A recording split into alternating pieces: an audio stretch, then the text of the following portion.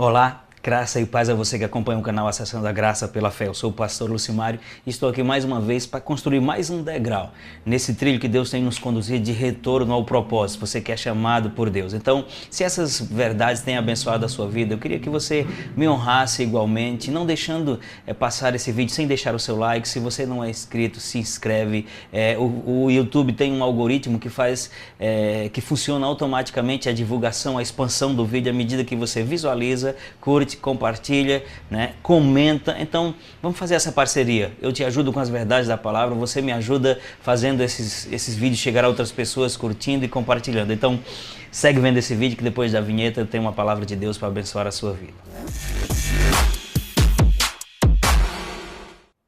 Ei, eu estou aqui para lhe dizer, em nome de Jesus, que você abandone, livre-se do passado. Veja o que a Bíblia diz aqui em Filipenses, no capítulo 3, versículos 13 e 14.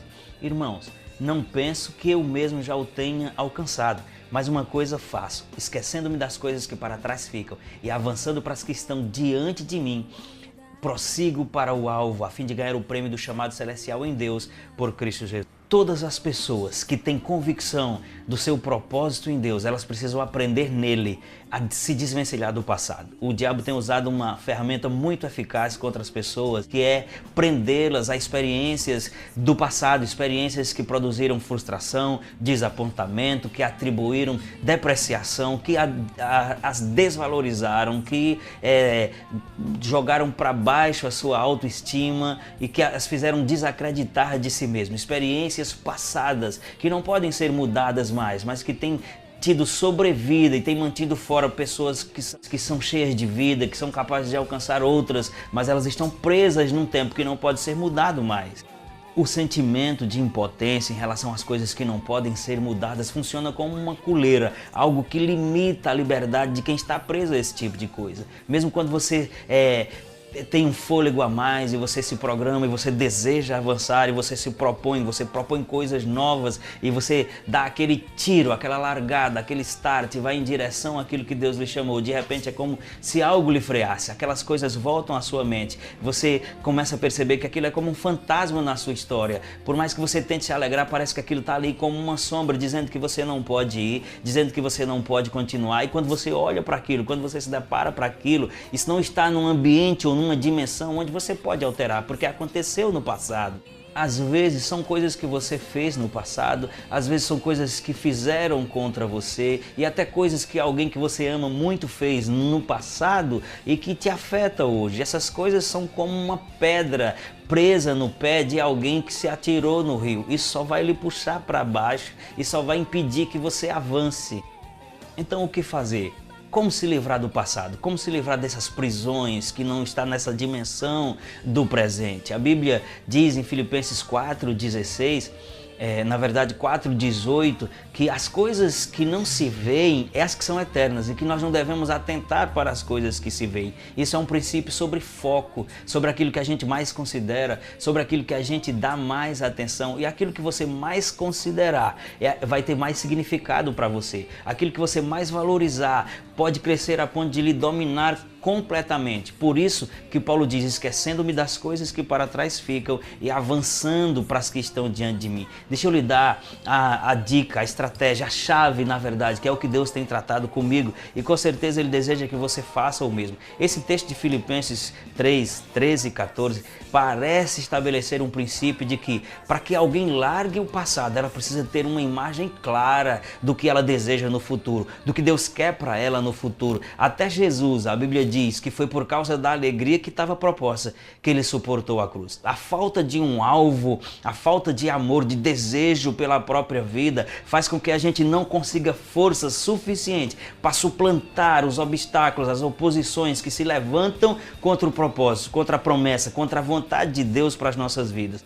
Pensa sobre isso. Deus está tocando a minha vida para tocar a sua, no sentido de, olha para você, sabe que você é a menina dos olhos de Deus, sabe que você é a imagem e semelhança dele, Sabe que Deus planejou um propósito para ti, que Deus tem uma vida preciosa para você e você precisa amar essa vida. Você precisa desejar vivê-la intensamente. Você precisa viver no sentido de cumprir isso, de propor no seu coração que você não vai passar um tempo aqui nessa terra sem alcançar, sem cumprir. Você precisa amar viver.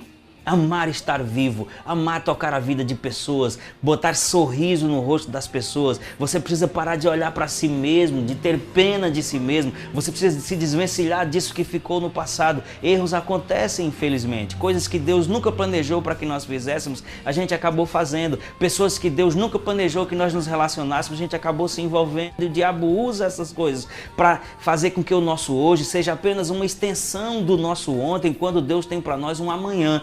Deus tem para nós um futuro. Jeremias 29:11 diz: eu, Deus, bem sei que pensamentos tenho a vosso respeito. São pensamentos de paz e não de mal. Então estou lhe dando estratégias, as mesmas que Deus tem usado para comigo. Como pastor, eu posso vencer isso? Como eu posso vencer o peso do passado que tem impedido que eu avance? Duas coisas são importantes.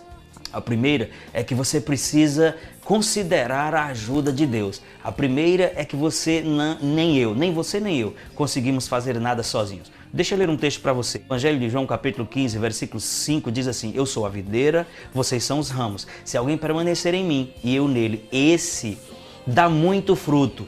Pois sem mim nada podem fazer, ou sem mim nada podeis fazer. Então, por mais que um indivíduo, eu ou você, ou quem quer que seja, tenha desejo, tenha vontade de sair desse transe aflitivo, dessa dificuldade ou dessa prisão na dimensão do passado, se nós tentarmos isso, mesmo que com boa vontade, sozinhos, a única coisa que a gente vai conseguir é mais frustração ainda. A única coisa que a gente vai conseguir é atribuir mais peso ainda, é acrescentar no nosso currículo mais uma derrota. Mas quando nós cremos a ponto de considerar a ajuda de Deus, porque Ele diz: sem mim nada podeis fazer, não importa o tamanho do adversário, nós temos a garantia que vamos vencer. No Antigo Testamento tem uma experiência do rei Josafá, onde a Bíblia diz que um exército enorme veio contra ele. Eu queria ler aqui rapidinho 2 Coríntios 20, dos versículos 15 ao 17. Diz assim: ele disse: escutem todos os que vivem em Judá e em Jerusalém, e também o rei Josafá. Assim lhes diz o Senhor: não tenham medo, não fiquem desanimados por causa desse exército enorme. Pois a batalha não é de vocês, mas de Deus. Amanhã desçam contra eles, eles virão pela subida de Ziz, e vocês os encontrarão no fim do vale, em frente ao deserto de Jeruel. Vocês não precisarão lutar nessa batalha. Tomem suas posições, permaneçam firmes e vejam o livramento que o Senhor lhes dá. Ó Judá, ó Jerusalém, não tenham medo, nem se desanimem, saiam para enfrentá-los amanhã e o Senhor estará com vocês. Perceba que quando Paulo fala lá no primeiro texto que nós lemos, ele disse assim: não julgo que eu já tenha alcançado, mas uma coisa faço. Essa é uma chave para mim e para você. Uma coisa faço. E aqui tinha um exército enorme vindo contra Josafá, algo que era maior que a sua capacidade, mas Deus disse a eles: olha, essa peleja você não vai pelejar, essa batalha é minha, não tenha medo, mas ainda assim você precisa descer contra eles. Então a primeira coisa é que nós precisamos confiar na ajuda de Deus, e a segunda coisa é que nós precisamos tomar posição. Paulo disse: uma coisa eu faço. Deus disse para Josafá: eu vou batalhar por você, mas desça. Então eu estou lhe dizendo hoje: é possível, se desvencilhe, pare de valorizar o que não vai te ajudar, decida ressignificar isso, tome isso para você como um degrau e não como um obstáculo. Veja o que você já passou, veja o tamanho dessas tristezas, desses desapontamentos que você já viveu. Você já viveu, você não está mais vivendo isso. E quando nós passamos por algo que é grande e que nós vencemos, nós nos tornamos senhor sobre aquilo e não escravo daquilo. Você já venceu, você já passou, você já é vencedor. Se levanta, ministros. Ei, você que está parado, você que está obsoleto, você que está ocioso no ministério, pensa que está obsoleto, mas o chamado é irrevogável, você está atual nele. Apenas seja avivado por essas verdades, se desvencilha daquilo que está lhe prendendo e avança. Paulo disse: porque eu tenho um propósito na frente, eu quero alcançar o plano, ou melhor, o alvo e o prêmio da vocação em Deus por Cristo Jesus. Amém? Eu estou nessa com você. Nós estamos nessa, estamos nos levantando e não tem cão que nos pare. A gente vai prosseguir, a gente vai avançar e vamos cumprir tudo aquilo que Deus nos chamou para ser e fazer nele para a glória do seu próprio nome. Amém? Fica comigo, até o próximo vídeo. Não esquece de deixar o seu like, compartilha com seus amigos. Se você não é inscrito, se inscreva, que eu estou aleluiado. E Deus me levantou para lhe levantar. Tamo junto nessa. Até o próximo vídeo em nome de Jesus.